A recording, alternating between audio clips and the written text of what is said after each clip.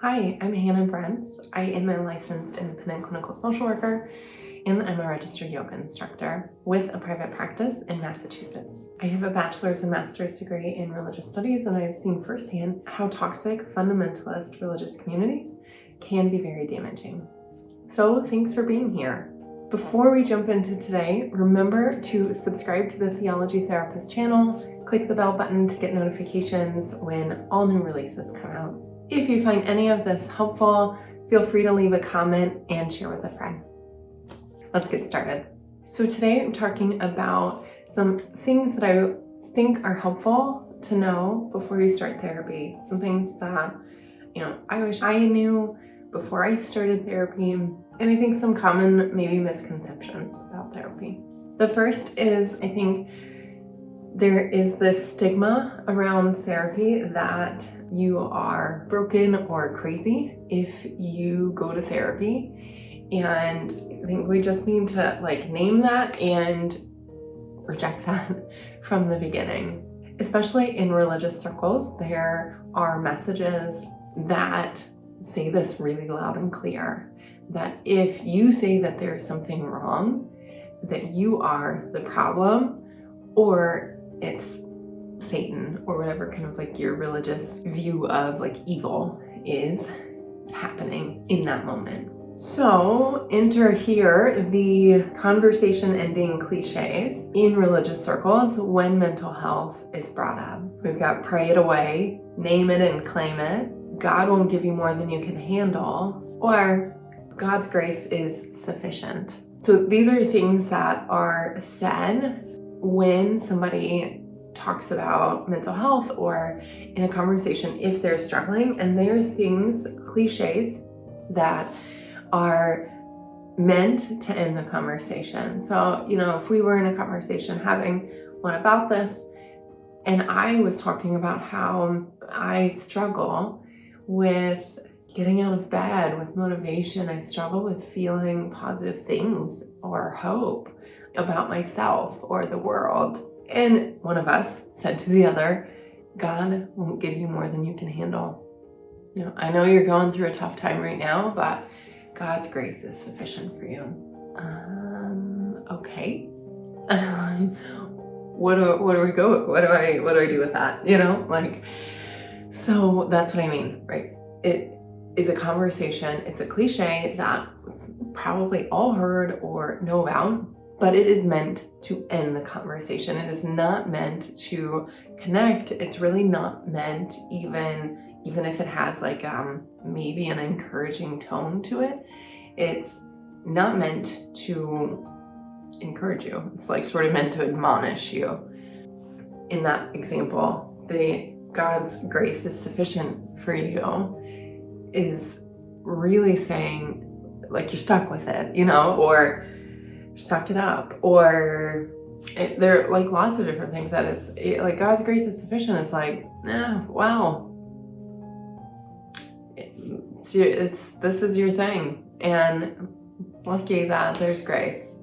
Or, which let's be clear, in any relationship we are lucky that there is grace. Okay, so I'm not knocking grace, but the intention behind it.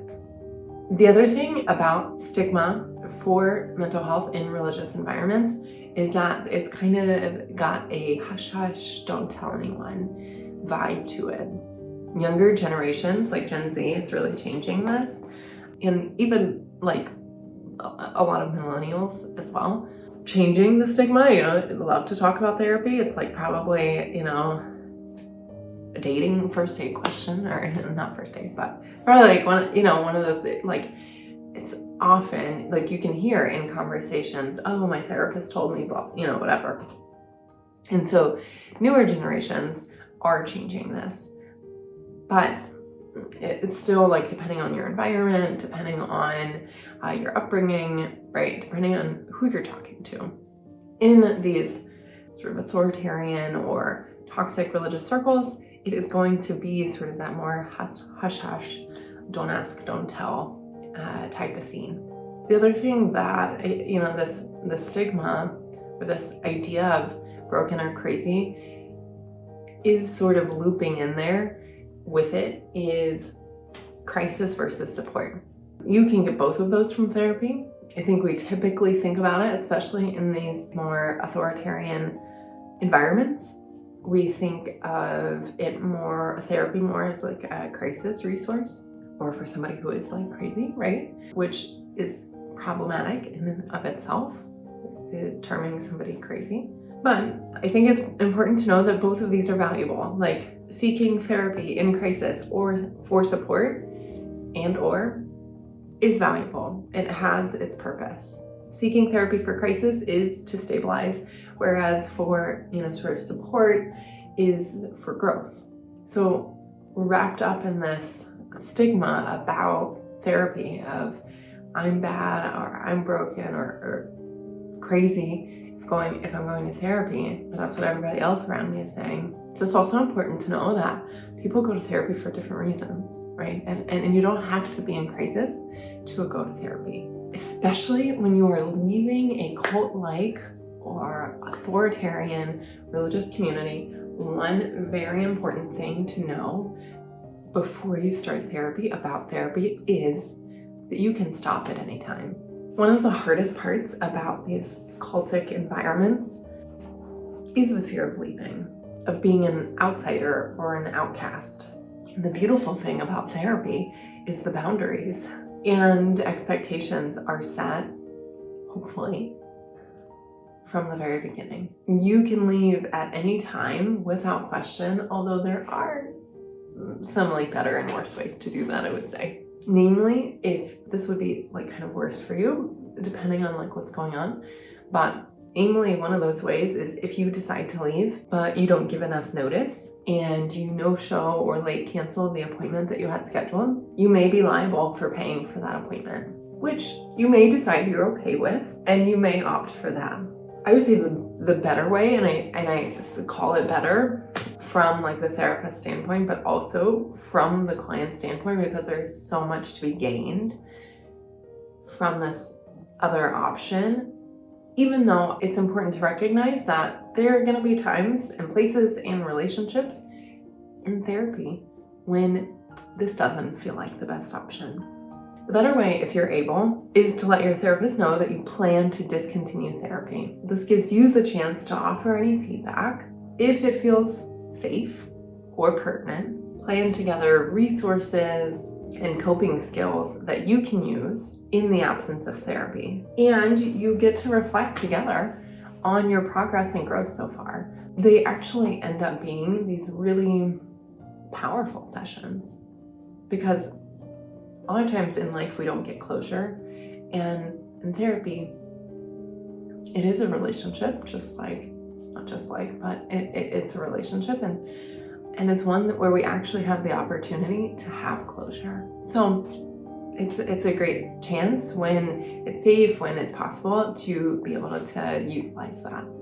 The other thing that I think that it's really important to know before you start therapy is about specializations. And so therapists are not sort of one size fits all. There are such things as generalists versus specialists, which it's kind of similar to medical providers in that way. It's kind of similar to doctors in that you have like your primary care doctor, or you have your nose and throat doctor, or not just your dentist, but you have your orthodontic specialist or something, you know what I mean? So there are generalists and there are specialists, and that goes for therapists as well. So what you may be looking for, especially if you're here, is to find a therapist with whether or not it's a religious trauma background, clinically or personally or whatever. But if this is part of your experience and has been a big part of your experience, you might be looking for that. And that might be harder to find in a clinician who is a generalist. Some certifications and advanced training, they also contribute to whether you are a generalist or a specialist, although all mental health professionals or providers have to keep up continuing education, and so many have certifications. Some of these certifications could be EMDR, which is really popular right now, could be somatic experiencing, could be prolonged exposure. In my practice, currently we use cognitive processing therapy. You might also be looking for a therapist who has prior experience or worked with clients who are like you in certain ways. Maybe a therapist who has worked with people who have experienced domestic violence, who work with kids or couples, or even cults. Therapists are humans, just like the rest of us, so pick the one you like. Therapy is like building a relationship, like any other relationship. It takes consistency and chemistry. So make sure that you like and get along with your therapist in the type of relationship that it is. If you can like and get along with them, then that makes the consistency piece a whole lot easier. So ask yourself, if you're thinking about therapy, what do you need right now? What are important things for you to find in a therapist? Are you in a phase of healing? Do you think that you would benefit more from something like talk therapy? Are you needing to process things that have happened? Are you needing to experience and maybe bodied practices or embodied practices? Are you needing simply to name what happened, to speak it for the first time? So think about maybe like what phase of healing am I in, and what do I need right now? What am I looking for? What's going to, from at least my current vantage point, benefit me the most?